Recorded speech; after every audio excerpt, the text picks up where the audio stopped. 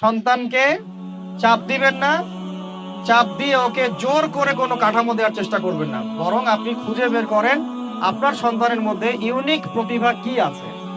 এই মেয়েটার মধ্যে হয়তো একটা প্রতিভা আছে যেটা আমার মেয়ের মধ্যে নাই, এর মধ্যে একটা প্রতিভা আছে ইউনিক যেটা ওর মধ্যে নাই, ওই ছেলেটার মধ্যে একটা প্রতিভা আছে যেটা আবার এই মেয়ের মধ্যে নাই।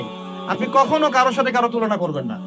তুমি মারিয়ামের মতো ফার্স্ট হতে পারো নাই কেন, তুমি ওই সুমাইয়ার মতো সেকেন্ড কেন হলো না, তুমি ওই আব্দুল্লাহর মতো কেন ফার্স্ট হলো না, কখনো এরকম তুলনা করবেন না। এগুলো করলে ছেলেরা ভিতর থেকে, মেয়েরা ভিতর থেকে খুব ডিপ্রেসড হয়ে যায়, আত্মবিশ্বাস হারায় ফেলে।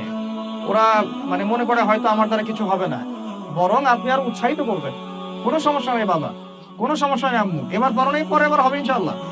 বরং তাদেরকে সময় দিবেন এবং খুঁজে বের করবেন যে কোন প্রতিভা আপনার মেয়ের মধ্যে, আপনার ছেলের মধ্যে আছে। কেউ দেখবেন খুব ভালো লিখতে পারে, কেউ ভালো আবৃত্তি করতে পারে, কেউ ভালো নেতৃত্ব দিতে পারে, কেউ ভালো দেখবেন যে মাশাআল্লাহ মুখস্থ করতে পারে। প্রতিভা বিচক্ষণতার সাথে ফাইন্ড আউট করতে হয়। এটা আমার আমার কাজ বাবা হিসেবে, আপনার কাজ মা হিসেবে। আল্লাহ পাক আমাদেরকে এটা করার তৌফিক দান করেন। আমি